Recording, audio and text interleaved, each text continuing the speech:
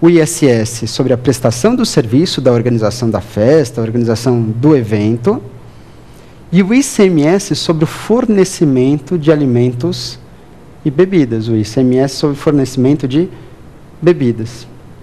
Eles não incidem sobre o mesmo fato gerador. O que vai acontecer é que você seria obrigado a pagar o ISS sobre o serviço de organização e o ICMS sobre as mercadorias que acompanham esse serviço e que, naturalmente, você fornece também. Ficou claro a respeito do ICMS e do ISS nesse ponto? É algo bastante interessante, a gente não pode esquecer que, para descobrir se é ISS, se é ICMS ou se tem os dois, eu tenho que buscar na Lei Complementar 116 e ela sempre irá transcrever nesse sentido. Tudo bem? Portanto, não se preocupe quanto a essas informações, estão bem claras na legislação. Vamos passar então para a nossa próxima pergunta? Na minha cidade, presta um serviço sobre o qual não pago o ISS, mas na cidade vizinha o mesmo serviço é tributado. Isso é possível?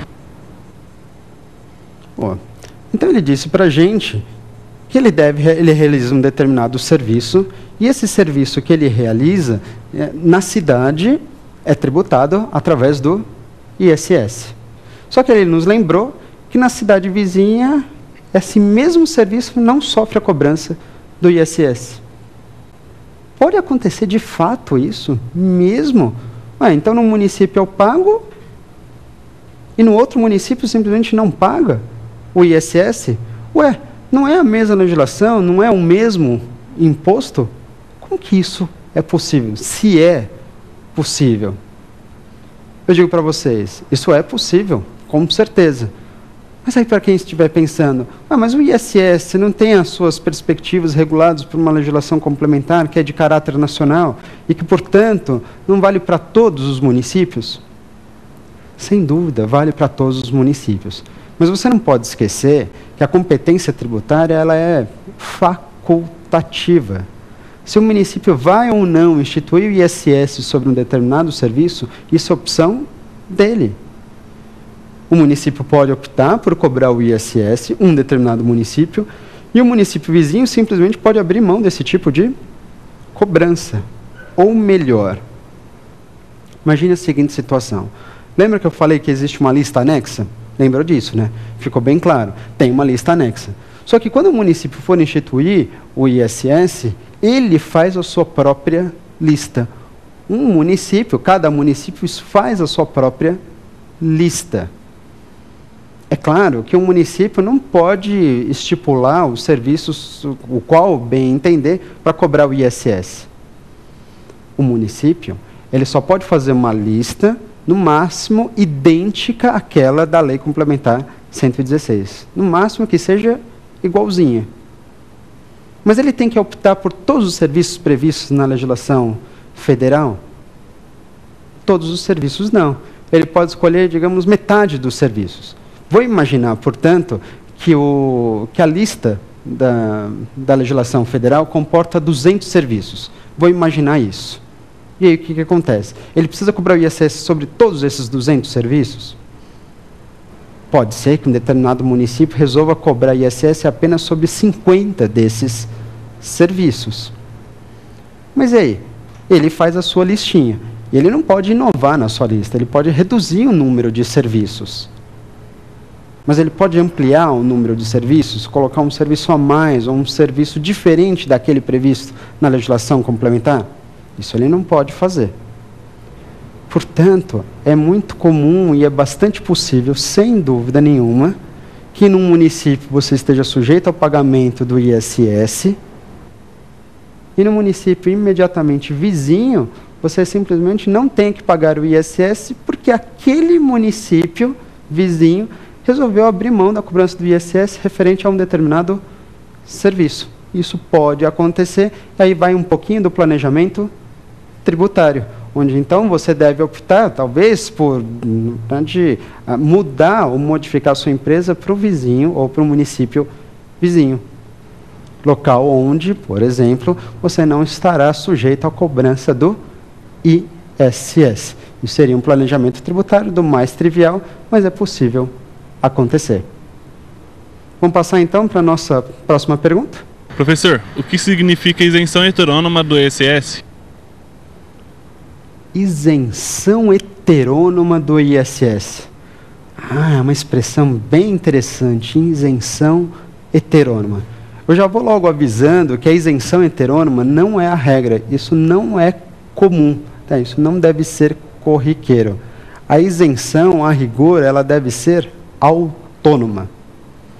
É isso mesmo que você está ouvindo falar. Eu estou dividindo a isenção em duas modalidades. Isenção heterônoma e isenção autônoma. Qual é a diferença de uma e de outra? Entre isenção heterônoma e isenção autônoma. A isenção autônoma é a natural, a que deve acontecer mesmo. Ou seja, um município ele vai conceder isenção em relação aos seus próprios impostos. Um Estado concede isenção para os seus próprios impostos. A União deve conceder isenção para os seus próprios impostos, para os seus próprios tributos. Toda vez que um ente político, um ente federado, concede um benefício fiscal, neste caso uma isenção, para os seus tributos que estão sob sua competência, nessas situações ou nessas características, nós estaremos diante de uma isenção autônoma. Só que a pergunta do nosso amigo foi em relação à isenção heterônoma. E a isenção heterônoma?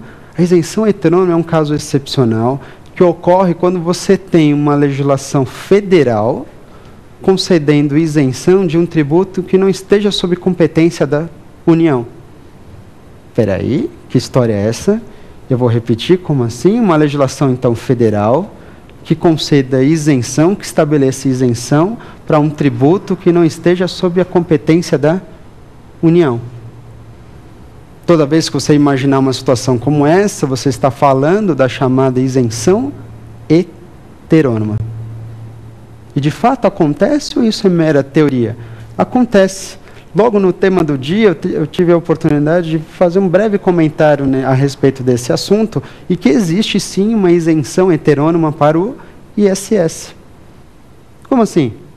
Olha, a Constituição Federal, lá no artigo 156, no parágrafo 3º, informou, portanto, que cabe à lei complementar, que é a lei complementar federal, afastar o ISS sobre aqueles serviços prestados para o exterior.